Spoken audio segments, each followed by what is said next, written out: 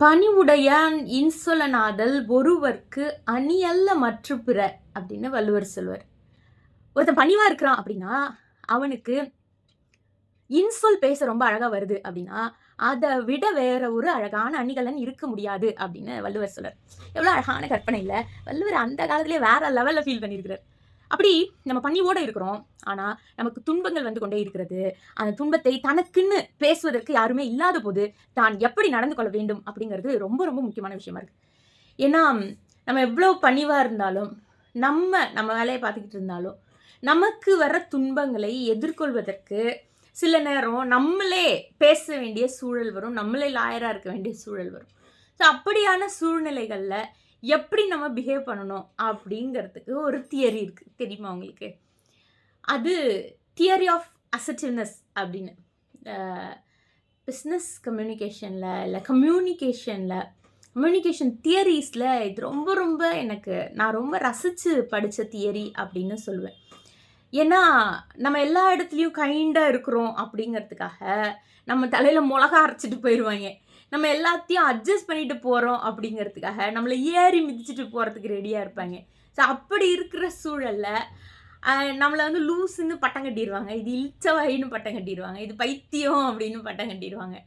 ஆனாலும் அதையெல்லாம் ஃபேஸ் பண்ணி நிற்கிறதுக்கான ஒரு மொமெண்ட் இருக்குது. நம்ம வந்து அப்படியெல்லாம் இருந்துட்டு இப்படியெல்லாம் பேசினா நம்மளை தப்பாக நினைப்பாங்களோ அப்படின்னு நினைக்கிற பீப்புள் கூட இருக்கிறாங்க. ஆனால் அப்படி கிடையாது.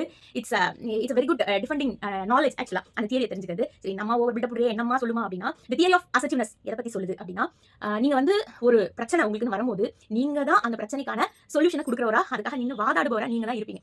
ஸோ அதுக்கு பேர் தான் தியரி ஆஃப் அசர்ட்டிவ்னஸ்.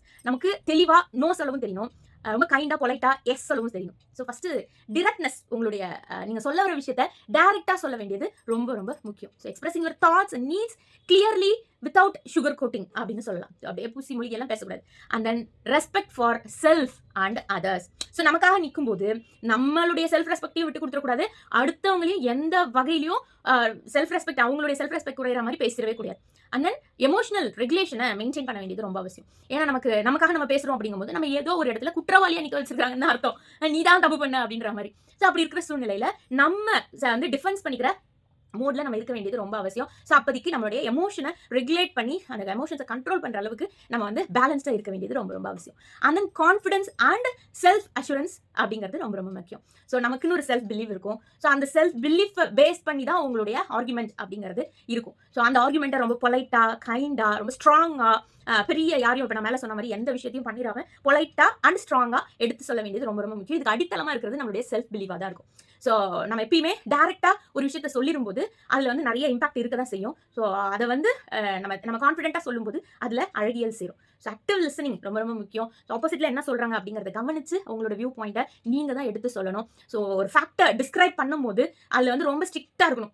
இந்த விஷயத்தை மட்டும் தான் பேசணும் அப்படின்னு. ஸோ பழைய பர்சனல் வெஞ்சன்ஸ் எதையாவது எடுத்து வந்து வச்சுக்கிட்டு அப்படியெல்லாம் நடந்துச்சு, இப்போ இப்படியெல்லாம் இருக்குது அப்படின்ற மாதிரி எதையும் சேர்த்து எக்ஸ்ட்ரா விட்டு போடவே கூடாது. அண்ட் தென் உங்களுடைய பாடி லாங்குவேஜில் ரொம்ப கிளியராக இருக்கணும். அது ரொம்ப அப்படி ரவுடிசம் மாதிரி இல்லாமல் ஒரு பிளைட் அண்ட் போல்டு பாடி லாங்குவேஜோட உங்களோட ஐ கான்டாக்டை நீங்கள் பார்த்து பேசுகிற பர்சனுடைய ஐ கான்டாக்டோட நீங்கள் பேச வேண்டியது ரொம்ப ரொம்ப அவசியம். ஸோ நமக்கு நாமே வக்கீலாக இருக்கும்போது இப்படியான விஷயங்கள் எல்லாம் பார்த்து தான் பேச வேண்டியிருக்கு. ஸோ எப்பயுமே சிரிச்சு பேசிட்டு, எப்பயுமே கைண்டாக பேசிட்டு, எப்பயுமே எல்லாரையும் பாசிட்டிவாக பேசிட்டு நம்ம ஒரு குரலை வசதி பேசும்போது நமக்காக நிற்கும்போது அது பார்க்கறதுக்கு கொஞ்சம் ரூடாக இருக்கிற மாதிரி தான் தெரியும். பட் நம்ம அப்படி தான் சில நேரங்களில் இருந்தாகணும். ஸோ அதை வந்து டேக்கிள் பண்ணுறது நம்மளுடைய பாடி லாங்குவேஜ், நம்மளுடைய வாய்ஸ் டோனும் தான் இருக்கும் அப்படிங்கிறத தெரிஞ்சுக்கோங்க. இந்த தியரி ஆஃப் அசர்ட்டிவ்னஸ் அப்படிங்கிறது ரொம்ப ரொம்ப முக்கியமான தியரி. கம்யூனிகேஷன் தியரிஸ்ல எனக்கு ரொம்ப பிடிச்ச தியரி. நாளைக்கு பேசுமா? பாய்.